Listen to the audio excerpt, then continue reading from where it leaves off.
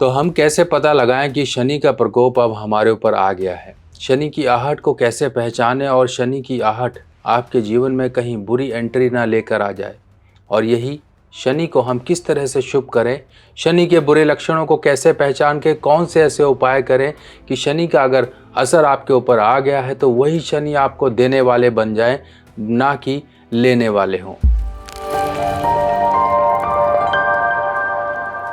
तो दोस्तों, हम समय समय पर कुछ ना कुछ करते रहते हैं। हमारा दान, कल्याण, लोक भलाई, ये सब कहीं ना कहीं शनि को प्रिय है।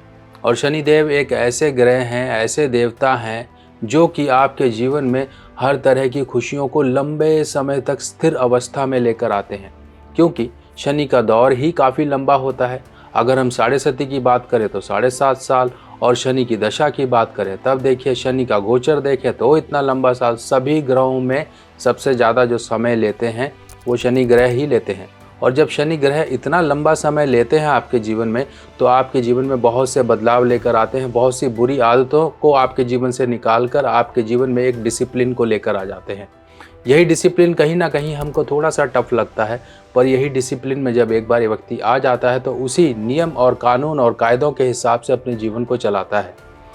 तभी लोग कहते हैं कि शनि का प्रकोप आ गया, शनि की दशा आ गई, शनि की ढैया आ गई। कहीं ना कहीं अब जीवन में हमारे फ्लक्चुएशन शुरू हो गई हैं, किसी न किसी प्रकार की उथल पुथल शुरू हो गई है।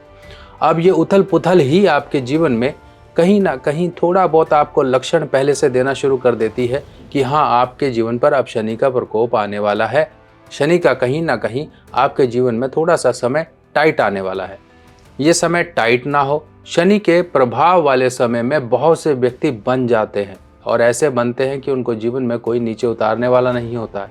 और जो व्यक्ति इस समय में ना बन पाए तो जीवन भर कहीं ना कहीं संघर्षों के उलझन जाल में ही फंसे रहते हैं।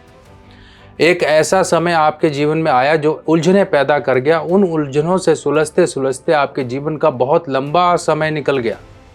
यही होता है शनि का एक जीवन में दायरा और शनि का एक दौर।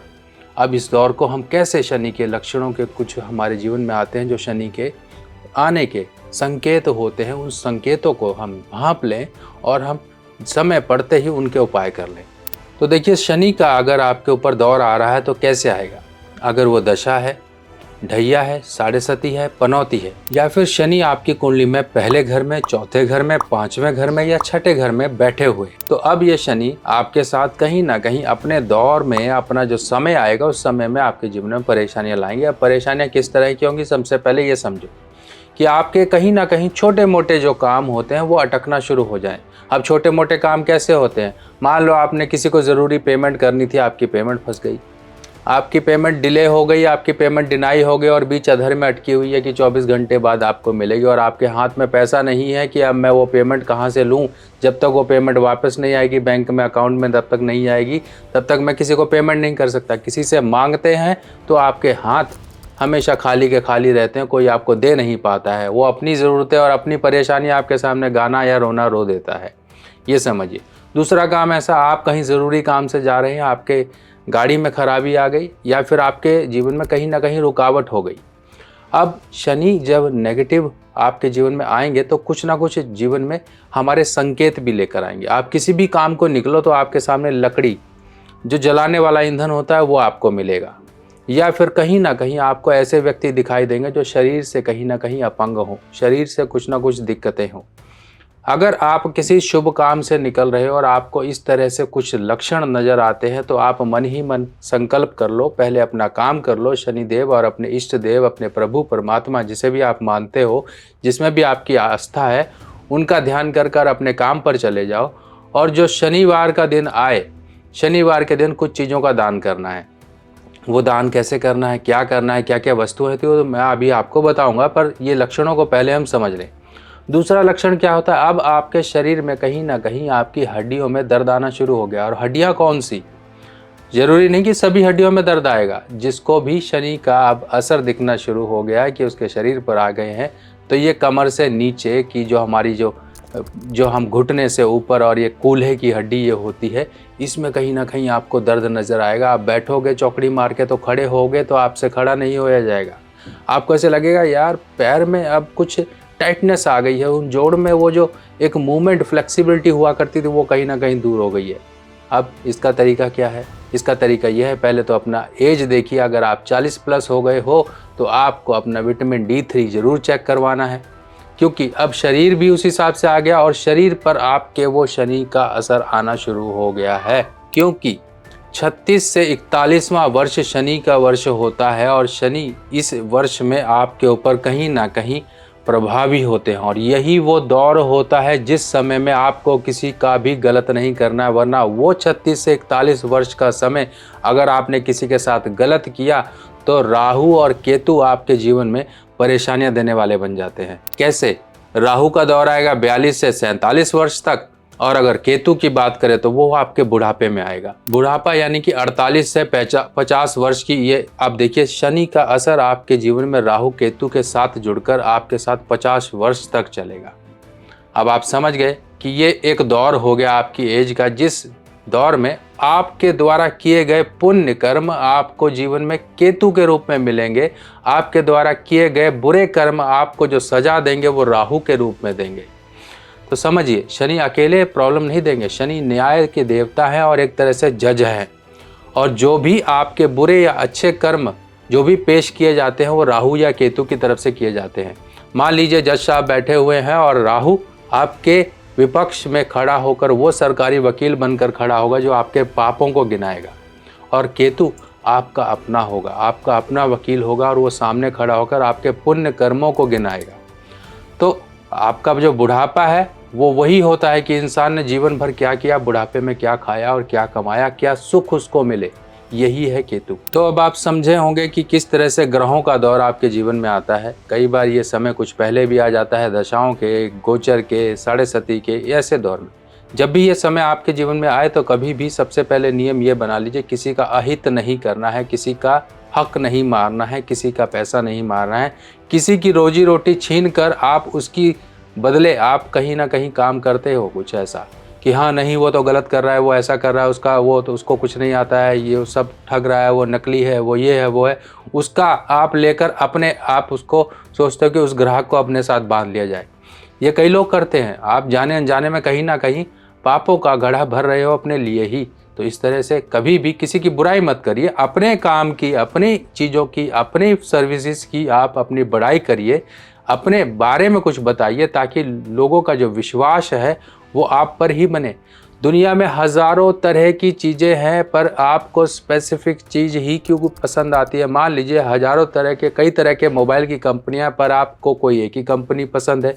क्यों? क्योंकि उसकी सर्विस, फीचर्स, सब कुछ आपको अच्छे लगते हैं। आपने और कोई मोबाइल क्यों नहीं लिया? वही मोबाइल क्यों लिया? कुछ सोच समझ के ही तो लिया। तो यही सोचने समझने की शक्ति आप में भी है, सामने वाले में भी है, किसी को कम ना समझिए। दूसरी तरफ कभी भी आप किसी भी मजदूर, किसी सिविल मजदूर जो कि मजदूरी करते हैं, बोझा उठाते हैं, बोझा जो उठा के काम करते हैं, ईटा रोड़ी पत्थर, ये सब कहीं कंस्ट्रक्शन साइट पे काम करते हैं, इनको कभी भी आप परेशान मत करिए, इनका कभी भी 10 रुपया भी मत दबाइए, और जो भी अगर आपसे बन पड़ता है तो उसको समय समय पर कुछ ना कुछ मदद करते रहिए।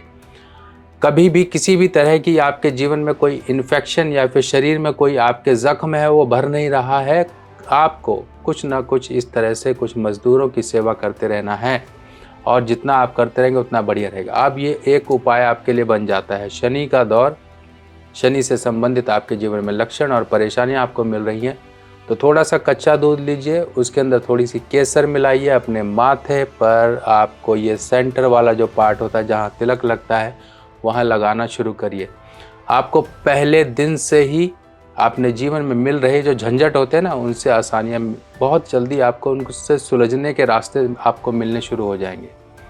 लोग परेशान होते हैं झंझट। मान लीजिए कोई व्यक्ति ऑफिस गया, काम करने गया, सुबह ही कोई ऐसी पनौती पड़ गई, सुबह ही कोई ऐसा झंझट पड़ गया कि पूरा दिन उसी में ही लगा रहा, पूरा दिन उसी में ही सुलझता रह गया, बाकी काम कर ही नहीं पाया। तो समझिए कि एक जरा सी चीज़ ने उसको इस तरह से उलझाए रखा। अब वही उलझन सुबह ही सॉल्व हो सकती थी अगर उसका दिमाग ढंग से काम करता और उसमें उसको सपोर्ट करता। तो तो सोचिए एक काम की वजह से उसने कितने कामों को नुकसान कर दिया। ऐसे ही नुकसान अगर आपके जीवन में हो रहे हैं तो शनि का कुछ ना कुछ ध्यान करिए। सर्दियों का भी समय चल रहा है, इस सर्दियों के समय में थोड़ा सा दान पुण्य कर लीजिए, क्योंकि ये दान पुण्य ही जीवन में बहुत से कल्याणकारी काम करता है। हमने किसी का जाने अनजाने में कुछ खा लिया, कुछ ले लिया, कुछ फ्री का माल ले लिया, उसके एवज में कुछ देना तो है, नहीं तो कर्जाई बने रहेंगे। यही कर्जा उतारने के लिए दान पुण्य होते हैं कि जाने अनजाने में अगर मैंने किसी का कुछ रख लिया हो तो उसका एवज में मैं ये पैसा चुका रहा हूँ, मंदिर में दान कर रहा हूँ या किसी गरीब को दे रहा हूँ। ये करिए, बहुत आपको सुख मिलेगा ये सब काम करने से। बड़े काम की तरफ तो बाद की तरफ सोचना है, जब जेब में पैसा हो तो बड़े बड़े उपाय भी कर लो, पर जेब में अगर पैसा ना हो तो अपने सामर्थ्य अनुसार कुछ छोटे छोटे उपाय और कर्म करने ज़रूरी होते हैं।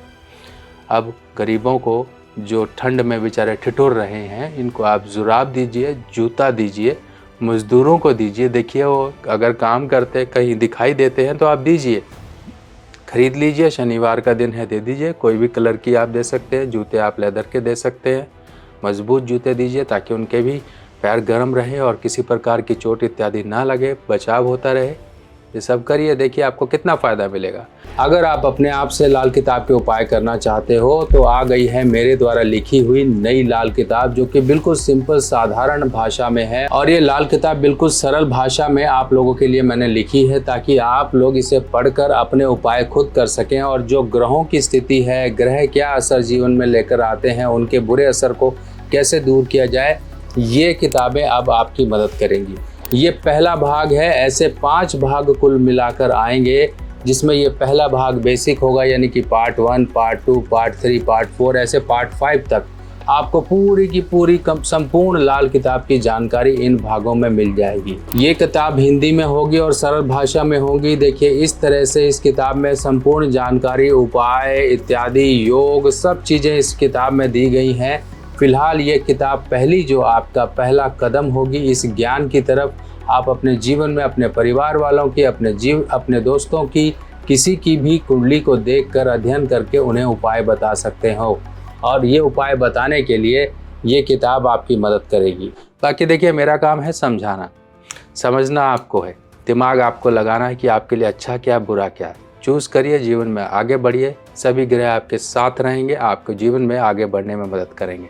तो दोस्तों आपको ये जानकारी कैसी लगी ज़रूर मुझे कमेंट सेक्शन में बताइएगा। बाकी कमेंट सेक्शन में जय माता दी ज़रूर लिखिएगा। बाकी मिलते हैं, नमस्कार।